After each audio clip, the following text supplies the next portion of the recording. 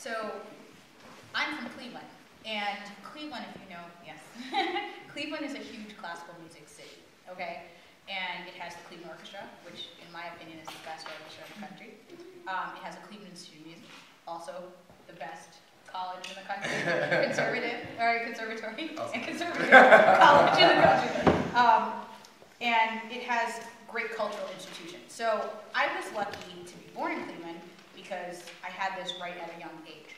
Okay, so my parents started me when originally they wanted to start me when I was 3, but back then they didn't have these tiny violins, so I had to wait till I was 4.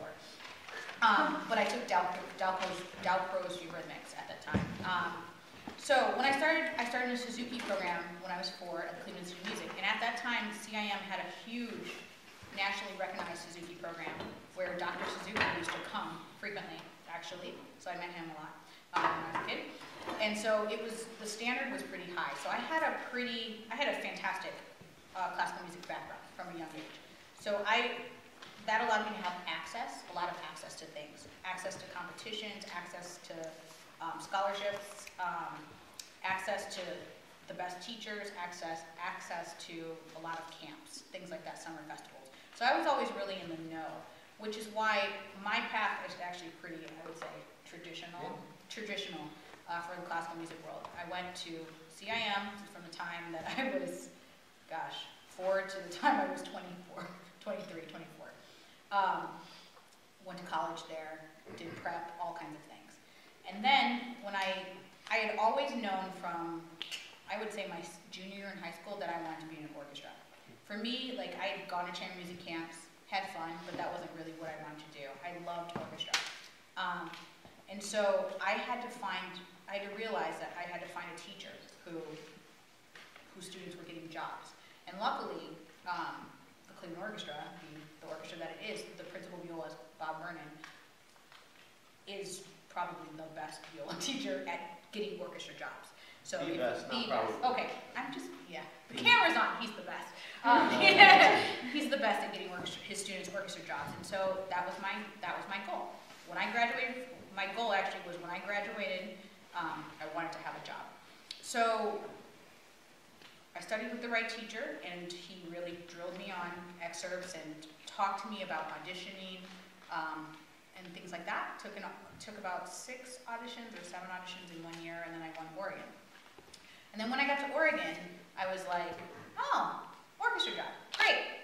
And I didn't know exactly what that meant. I knew I would just be playing orchestra, right? It's orchestra. And then you realize there's a lot more to it. Luckily, I'd been at Interlochen Arts Camp, which, has anybody ever been there? Interlochen Arts Camp. Do they still you have a concert every week? No. They don't do that anymore? No. Every 2 weeks. Every 2 weeks. Lazy.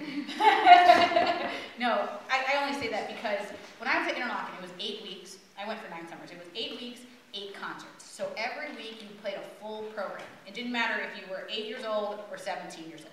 You played a full orchestra program you learned in a week, which really prepared me for my professional life because I think my orchestra is 38 or 39 weeks, and we play 38 to 39 classical programs. Well, no, that's not true. But I would say 18 classical weeks programs, and you have 4 rehearsals, 5 rehearsals, 3 concerts, and you just have to know your part. It's just like you come prepared, and that's my life. It comes in and goes out, orchestra music. And so you have to really love playing an orchestra to have an orchestra job, I think. If not, you get there's a little bit of, here we've done it again, blah, blah, blah. But you have to keep up the energy to love the music. And so I've been in the orchestra for 10 years. When I first joined, I thought I would just play music. And then you realize orchestras are run on things like a contract, union contracts. So we have management and we have unions. And so these are things that I didn't really know anything about. Since then, in my 10 years, I've been on 3 negotiating committees. I'm on the artistic advisory committee right now. I was on,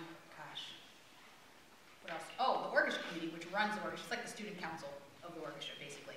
And you think, I'm just here to play music. There's all kinds of things that have nothing to do with music that have to do with running an orchestra. So I never thought, coming to the orchestra that I would have to do other things outside of playing music. But I've learned as I've gotten older that I enjoy doing other things besides playing music, okay? It's like perfect for my personality because I like to run all kinds of things and have a lot of things going on.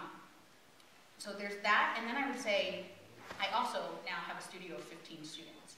And I never thought I would be a teacher. I always just thought orchestra, that's what I'm gonna do. And now I teach a bunch of students. I give a ton of master classes. I coach youth orchestra, viola sections, sometimes violin sections. And I'm really active in the music education community in Portland. And that has really changed my life, I think, in ways that I never expected.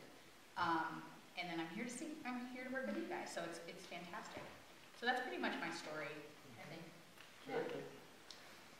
Well, I